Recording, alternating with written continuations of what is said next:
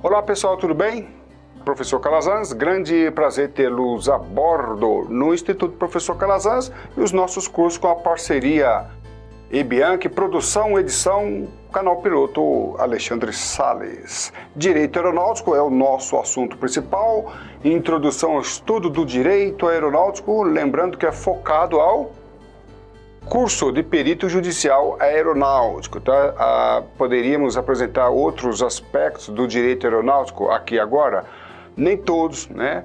Mas priorizamos aqui os assuntos relacionados à perícia judicial aeronáutica. E hoje, conforme continuação da aula anterior, nós estamos estudando tráfego aéreo e responsabilidade jurídica. Quando eu falo tráfego aéreo, estou falando dos órgãos de tráfego aéreo e tudo aquilo que está relacionado, como os órgãos de controle, a área de jurisdição e assim por diante, tá?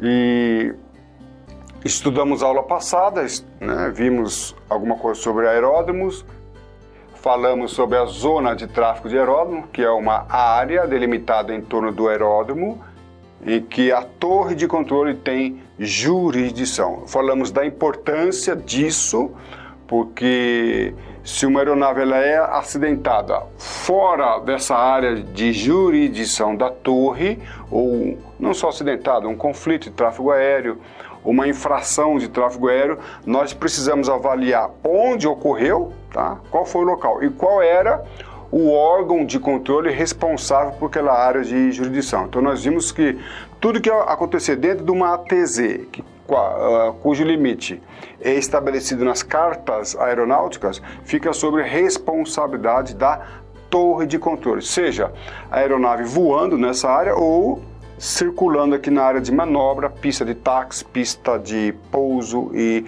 decolagem. E outro aspecto muito importante, principalmente quem vai trabalhar com infração de tráfego aéreo. Muitas infrações de tráfego aéreo têm como base a penalidade na infração do piloto por ter voado em condições desfavoráveis.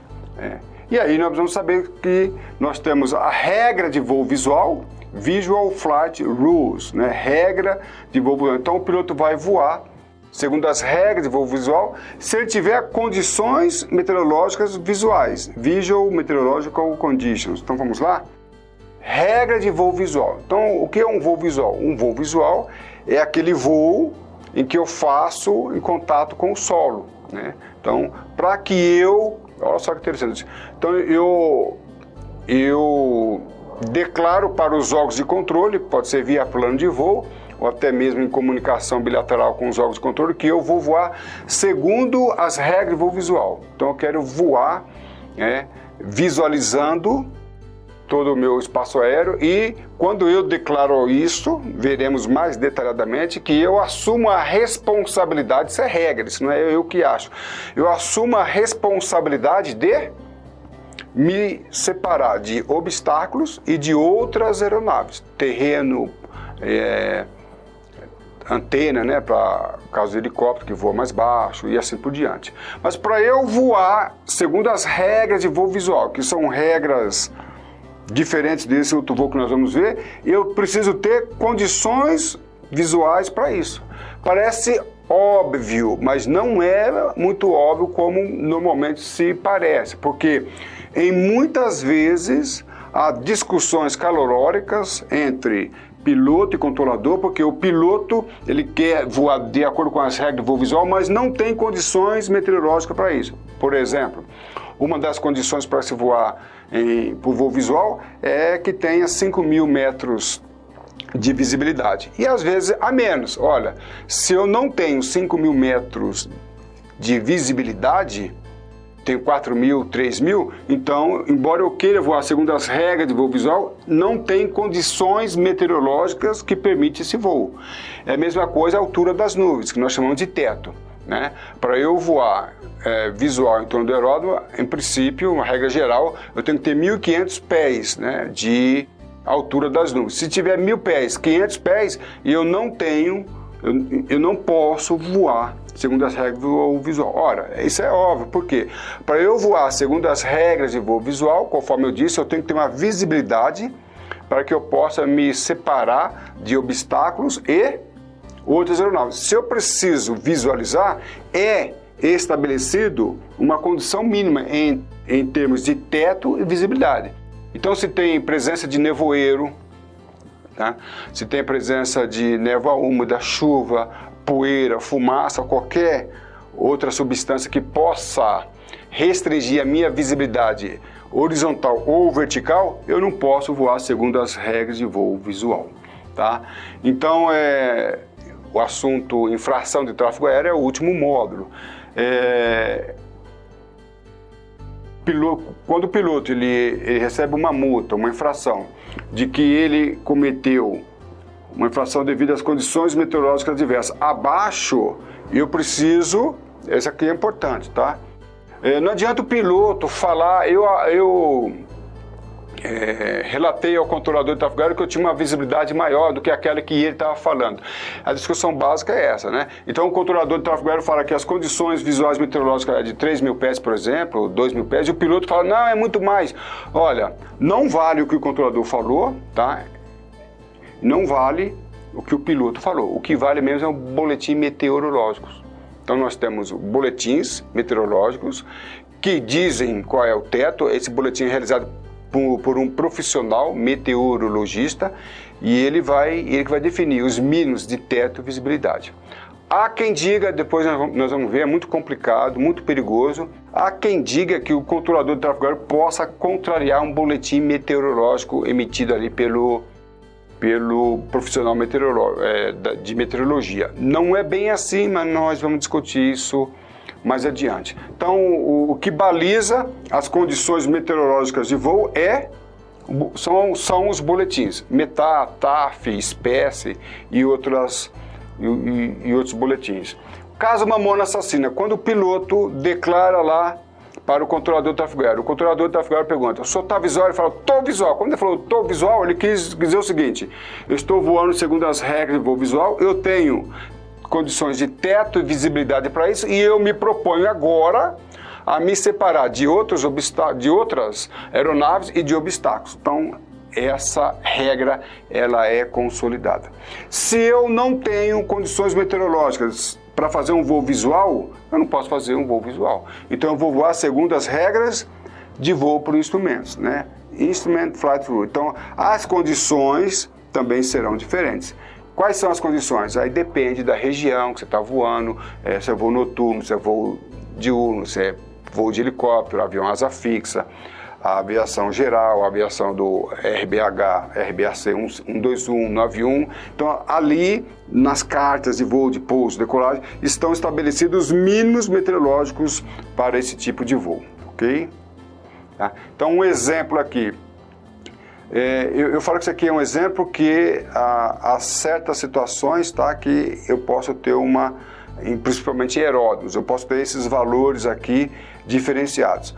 Para avião, né, se o avião quiser voar visual, ele tem que ter um teto, a altura das nuvens de 1.500 pés e visibilidade de 5.000 metros. Tá? Cuidado, que tem aeródromos que tem valores diferentes, mas a regra geral é essa. Se é um helicóptero, tá? No período diurno eu tenho 600 pés de teto e 1.500 de visibilidade. No período noturno eu já tenho esse outro critério aqui. Então, para que uma aeronave queira voar nas imediações do aeródromo, em condições segundo as regras de voo visual, ela precisa se enquadrar nesses valores ou outro estabelecido para um aeródromo específico. Se eu quiser operar nesse aeródromo, por exemplo, tiver 1.000 pés de teto, eu não posso mais realizar um voo segundo as regras de voo visual. E se tiver abaixo dos mínimos, aeródromo fechado, ok? Então, a aeronave não deverá pousar. Se fizer isso, ela estará cometendo uma infração de tráfego aéreo. Então, dando um exemplo, aqui nesse aeródromo, para que eu opere nesse aeródromo, eu preciso ter uma visibilidade de 5.000 metros e a altura das nuvens, o teto, 1.500 pés. Se eu não tenho isso, o aeródromo está fechado, né? A menos que a aeronave se encaixe em situação de emergência ou outra qualquer, ela não poderá realizar um voo visual. E aí terá, tá? Aí nesse caso, né, o piloto ele poderá mudar as regras de voo, onde ele vai voar segundo as regras de voo por instrumento. E o voo por instrumento é apelidado também de voo cego. Por que voo cego? Porque na realidade o piloto não tem visualização nenhuma externa, ele passa a voar através dos instrumentos. Então os instrumentos de bordo vai dar para ele a sua posição em relação ao aeródromo, por exemplo, altitude, latitude e assim por diante, diferença, distância lateral, distância longitudinal e assim por diante. E é claro, né, que o piloto também precisa ser qualificado para realizar um voo por instrumento, habilitado para isso, tá? E aí, né, ele vai ter que, eu vou me referir aqui a um voo de aproximação, né, onde a aeronave está se aproximando para o aeródromo. Então, se o piloto tiver em condições visuais, ele vai observar, né, a pista, todos os obstáculos naturais, outras aeronaves. Não tendo condições de realizar voo em condições visuais, ele vai fazer um voo por instrumento, onde ele vai usar uma carta específica, tá? E essa carta específica vai apontar para ele qual é o teto mínimo, qual é a visibilidade mínima e assim por diante. Quando estudarmos o caso Mamonas Assassinas, nós vamos fazer a comparação entre o voo visual e o voo por instrumento. Por quê? Porque na sua aproximação, ele estava realizando um voo segundo as regras do voo por instrumento. Em determinado momento, ele muda para visual. Então, no caso Mamonas Assassinas, há uma mudança de voo, do tipo de voo por instrumento e voo visual, quando ele declara para o controlador de tráfego aéreo que estava em condições visuais. E aí nós precisamos trabalhar, tá? Nós vamos explicar como é que essa carta funciona e como é que nós trabalhamos. No caso Eduardo Campos, acidente ocorrido recentemente no Brasil com aquele presidenciável, um dos fatores que está sendo levado em consideração é a aproximação de pouso.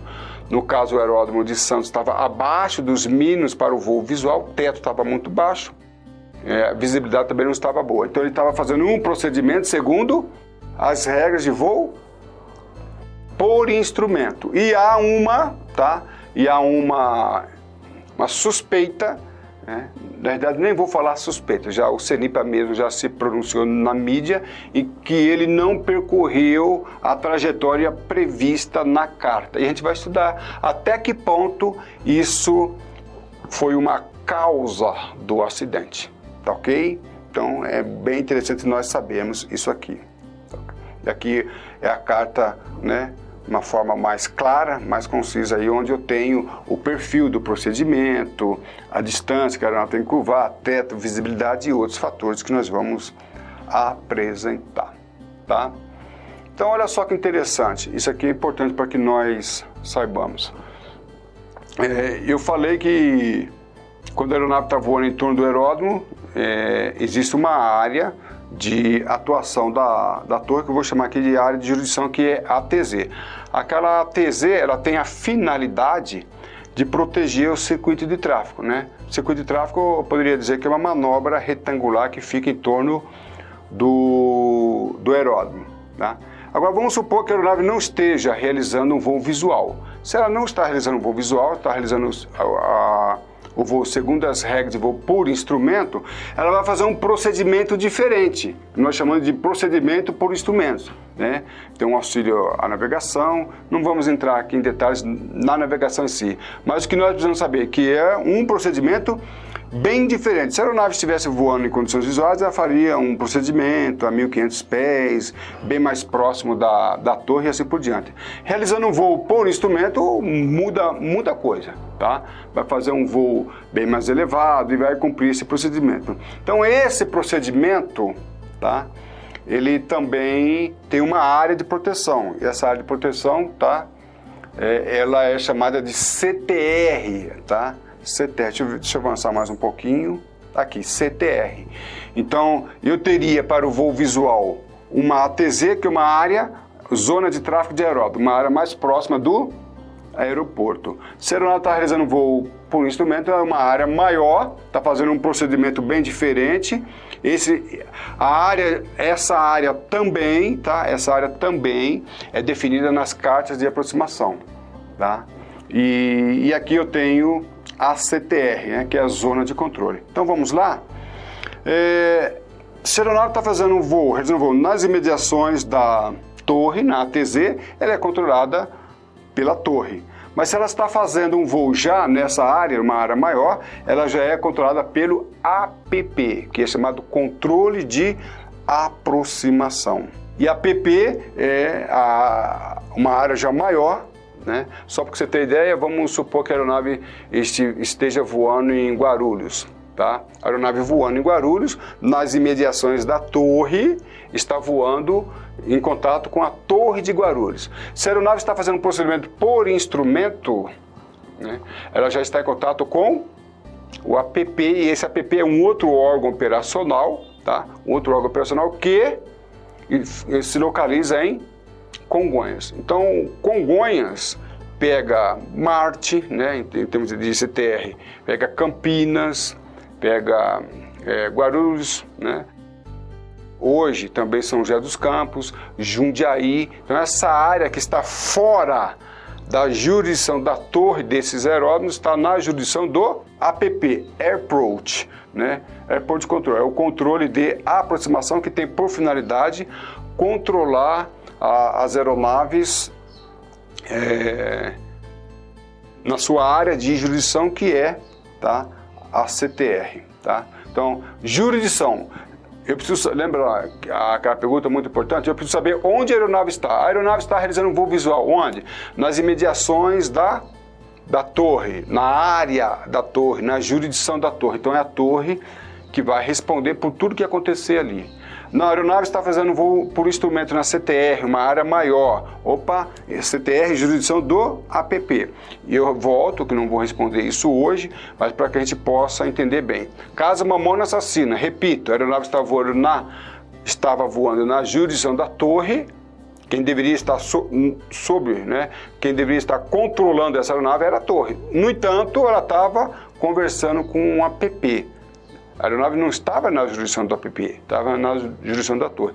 E por que isso aconteceu? Existe sim uma explicação e nós vamos, no momento oportuno, falar sobre isso.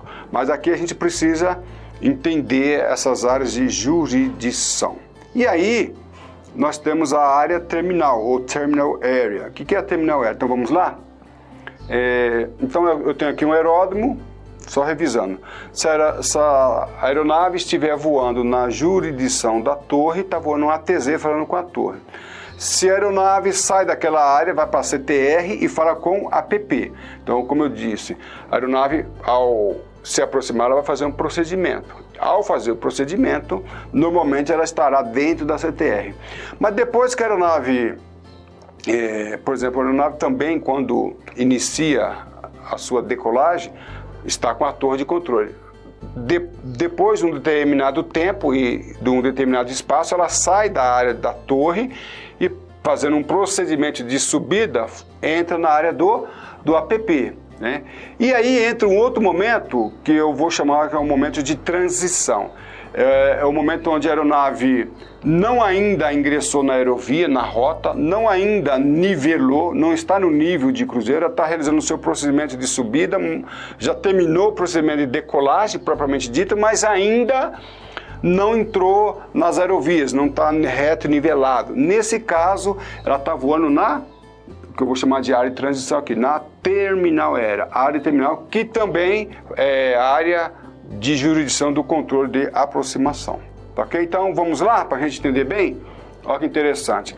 A aeronave está fazendo voo em torno do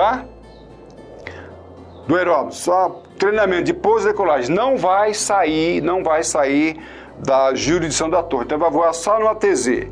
Tá? Então voando na ATZ, ela está voando e está em contato com a torre de controle.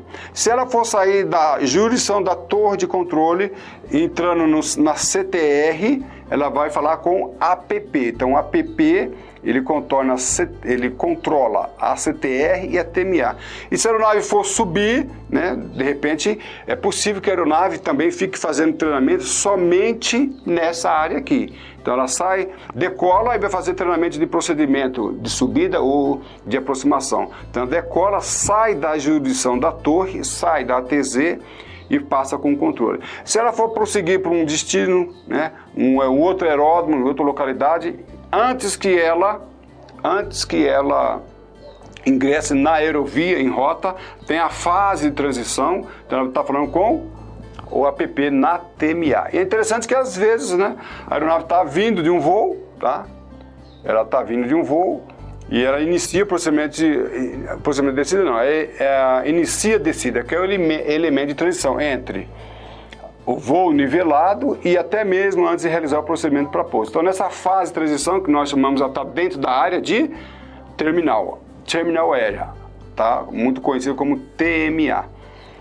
E aí é importante, né, você que pretende atuar como perito e atuar na área de infração de tráfego aéreo, isso aqui é muito importante ao fazer a defesa de um piloto, saber onde a ocorrência se deu. Onde foi a ocorrência? A ocorrência foi no aeródromo, na jurisdição da torre, foi na CTR ou TMA. Precisa entender, ou então, no caso que nós vamos estudar, a Avianca 052, um acidente muito interessante, nós precisamos saber também, ali há conflito, porque a aeronave veio de um voo, né, da Colômbia, iniciou a sua descida e foi até o JFK, aeroporto ali em Kennedy. E houve muita confusão para saber onde é que se iniciou, né, os elementos que desfecharam no acidente. Então, a aeronave se comunicou com o controlador do APP, depois se comunicou com o controlador da torre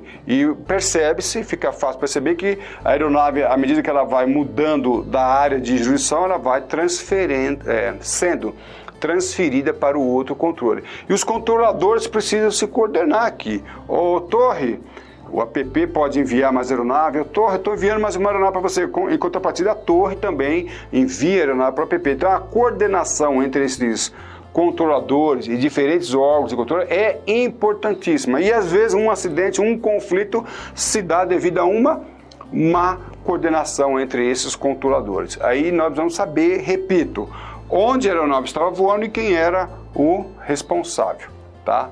TMA APP, tá? Aqui é uma sala de controle de aproximação, né? Bem diferente da torre, né? Nós mostramos a torre, né? Onde a torre só controla o que vê e ela precisa ver o que ela está controlando, em princípio, em regra geral, tá? O APP não, já o controle de aproximação é uma sala fechada, aqui em São Paulo, por exemplo, onde os controladores trabalham com telas de radar e faz o controle à distância, né, da aeronave controlada. Okay? E aí, um outro ponto importante é a aerovia, Airways, tá? Quem controla a aerovia, a aeronave pode estar fora de aerovia também, mas a aeronave em rota, em princípio, quem controla é controle de centro de área, né? ACC, Centro de Controle de Área, tá? E aqui eu tenho, tá, também um centro de controle de área, é uma sala onde, por exemplo, todo voo controlado em rota, no Brasil depende da área, mas tem o Centro Brasília, o Centro Manaus, o Centro Curitiba. Então as aeronaves estiverem voando em rota ou em aerovia nessas jurisdições, vai estar falando com o respectivo Centro de Controle de Área, tá ok? E aqui é interessante, só para que a gente consiga explicar. Então a aeronave, tá, nas imediações da torre estará falando com a torre de controle. Iniciou o procedimento de subida, saída, tá? Está falando com controle de aproximação, já está em uma outra área. E a aeronave nivelada está falando com centro de controle, o ACC. Então, torre, APP e ACC, tá? No caso que nós vamos estudar, um 907 Legacy, é muito importante isso aí. Por quê? Porque o acidente se deu em rota. Contudo, porque as aeronaves estavam no mesmo nível, né? As duas se chocaram. Mas aí vem a outra pergunta, por que as aeronaves estavam no mesmo nível? Porque antes de decolar, ela recebeu da torre uma informação que muitos dizem contraditória. Então, um acidente, ele pode se desencadear em rota, mas o início, a origem do acidente se deu aqui. Então, vamos lá? Nós já falamos sobre o Legacy, esse é o problema, tá? O controlador de tráfego aéreo aqui não autoriza o voo, né? Quem autoriza o voo é o órgão responsável pela área de jurisdição. Então, se a aeronave vai voar em rota, naquele caso do Legacy, quem tem que autorizar é o ACC, é o órgão que presta o serviço em rota. E nós vamos ver mais detalhadamente em aulas posteriores, tá? Precisamos só entender o que eu chamo da dinâmica do voo de uma forma genérica e de uma forma mais específica. Nós vamos ver isso aqui. Só para introduzir um assunto polêmico, o controlador um dos controladores de São José dos Campos, de onde a aeronave americana saiu, ele foi processado pela Justiça Militar pelo acidente que ocorreu em rota. Tá? Então a pergunta é, o que tem a ver o controlador de São José dos Campos com um acidente que ocorreu lá perto de Manaus?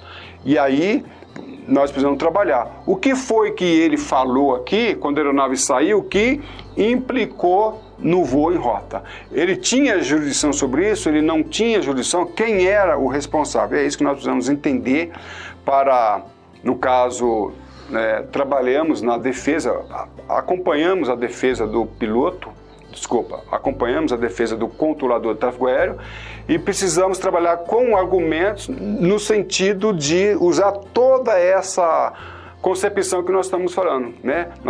Foi falado por o juiz, o controlador de tráfego aéreo aqui de São José dos Campos, ele não autorizou a aeronave. Quem autorizou foi o Centro Brasília. Então ele não pode ser processado. Né? Foi Brasília falou para ele emitir as seguintes autorizações. E ele emitiu a seguinte autorização conforme o Centro Brasília falou.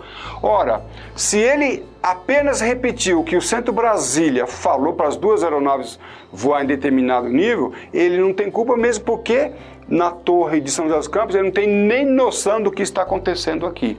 Então, com esse argumento, né, que na realidade é jurisdição, foi comprovado que ele era inocente e ele foi inocentado. É interessante observar que a absolvição desse controlador, o assunto que fundamentou foi jurisdição. Ele tinha jurisdição apenas sobre a área dele. Essa área era Brasília e ele apenas obedeceu o que Brasília falou.